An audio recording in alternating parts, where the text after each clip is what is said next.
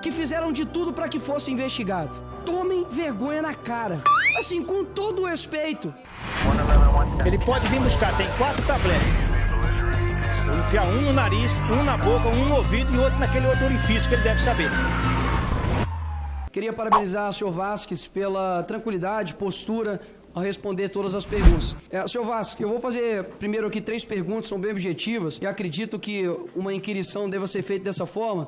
Tenha a liberdade de responder após a minha pergunta, sim ou não. São perguntas bastante objetivas, que acredito também que não irá atrapalhar aqui o andar.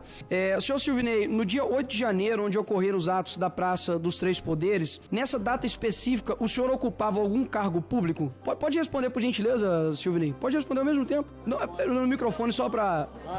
Isso. Não ocupava. Eu Perfeito. estava aposentado e era a véspera do meu aniversário. O senhor consegue nos informar, senhor Silvinei, quando o senhor foi exonerado do último cargo público ocupado? No dia 21 de dezembro de 2022. Perfeito. Até a data da sua exoneração, a PRF, por meio de sua inteligência ou por outros órgãos, recebeu alguma mensagem informando a possibilidade de ocorrências de manifestações de grandes proporções na Praça dos Três Poderes? Não recebemos. O senhor fez parte do planejamento, execução ou de qualquer diretriz de alguma manifestação ocorrida pós-eleições de 2022? Não, a última reunião que eu participei foi acerca da segurança do presidente Lula. Ali para frente, o meu substituto por 9 dias é que tocou essa operação. E no dia 1º já foi nomeado o atual diretor. Perfeito. E por fim, o senhor, como gestor público há quase 30 anos, como pessoa física, cidadão, possui conhecimento de alguma manifestação de grande proporção pós-eleições de 2022 em Brasília? Não, nunca tomei conhecimento. Tem a do dia 8 e vi pela televisão, né? Mas... Perfeito. Senhor Vasco, somente com essas perguntas, a gente sepulta toda a narrativa de que o senhor fez parte de um plano inicial de um possível golpe factoide com relação ao dia 8. Inclusive, a sua vinda aqui nada mais foi do que uma tentativa frustrada daqueles que gostariam de levantar uma narrativa para poder colar isso. Só que realmente o tiro saiu completamente pela culatra. Inclusive, essa CPMI, ela tem ferido a nossa Constituição, artigo 58, parágrafo 3º, que diz respeito a apurar fatos determinados. E, portanto, quando nós vemos aqui questionamentos de foco que foge do escopo da investigação, isso precisa ser colocado aqui em xeque de que a Constituição Federal brasileira não está sendo cumprida. Porque os questionamentos aqui, senhor Vasques, por exemplo, foi no seguinte sentido: por que o senhor tinha foto com o Bolsonaro?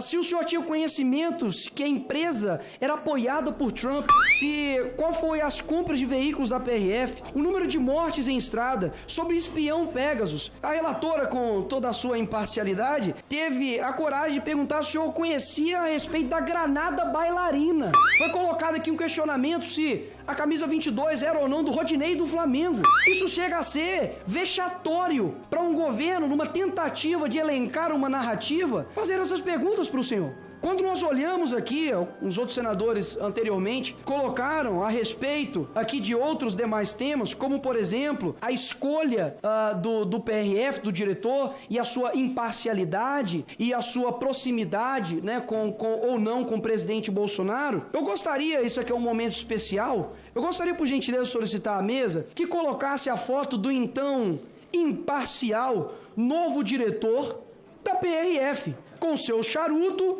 boné cubano. Pode passar, por gentileza, para a próxima foto, que todos gostariam de ver, onde ele está com sua toda imparcialidade, com a foto do atual ministro da Justiça.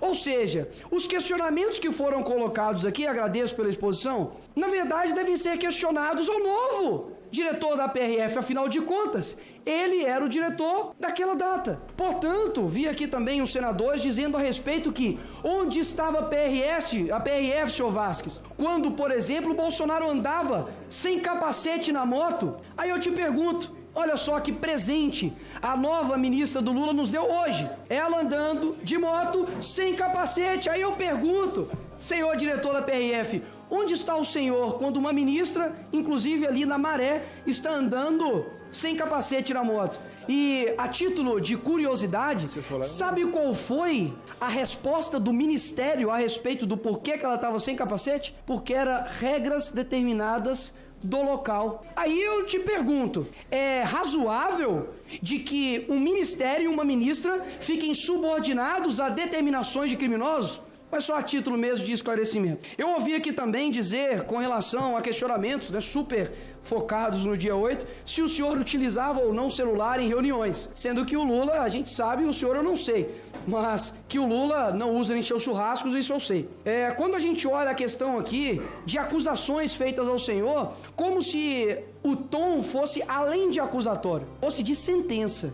Infelizmente, nós temos a relatora que em seu primeiro dia de CPMI disse que foram atos golpistas. Eu acredito que uma juíza não pode dar uma sentença sem a finalização dos autos. E olha só que curioso, eles utilizam o Lula como inocente, sendo que foi condenado por 3 instâncias em corrupção passiva e lavagem de dinheiro, e só foi inocentado, não descondenado, por conta de amizades de togados, mas chegam aqui para o senhor e apontam o dedo, quebrando a presunção da inocência, onde a pessoa não pode ser culpado até que haja transitado em julgado. Então é a título de justiça com o senhor que eu faço isso daqui. E por fim, um senador que é de aqui de Minas Gerais, mas que pelo visto não conhece de Belo Horizonte, questionou ao senhor do porquê que a PRF não interviu na Avenida Raja Gabalha, onde estavam ali diversas pessoas de verde e amarelo de forma pacífica em frente ali ao quartel.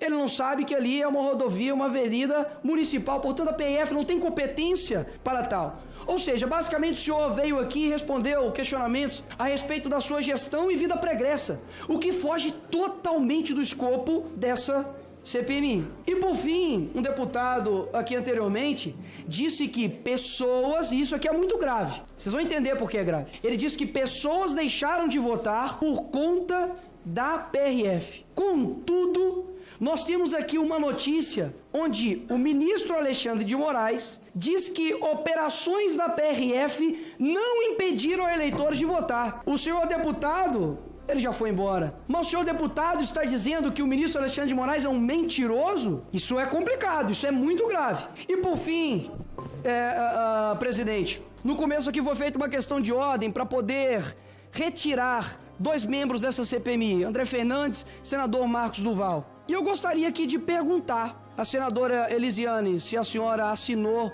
a abertura da CPMI. Não. Senador Randolph, o senhor também assinou? Não. Jandira Fegali também assinou? Não. Pessoas que não assinaram a abertura dessa CPMI, que inclusive trabalharam contra a abertura dessa CPMI, estão requerindo a retirada de deputados e senadores que fizeram de tudo para que fosse investigado. Tomem vergonha na cara. Assim, com todo o respeito, tomem vergonha. Até mesmo porque foram levantados aqui narrativas por deputados e senadores dizendo que foi uma conspiração para poder virar os resultados das eleições. Horas. Com 20, 30 anos vai se mudar eleição presidencial. Quem cai nisso? Ou seja, essa CPMI, se não tiver o escopo, a Constituição Federal como norte, a gente realmente não tem um porquê investigar. Afinal de contas, eu posso chamar aqui um depoente e perguntar a respeito se ele conhece granada bailarina. Essas são minhas considerações.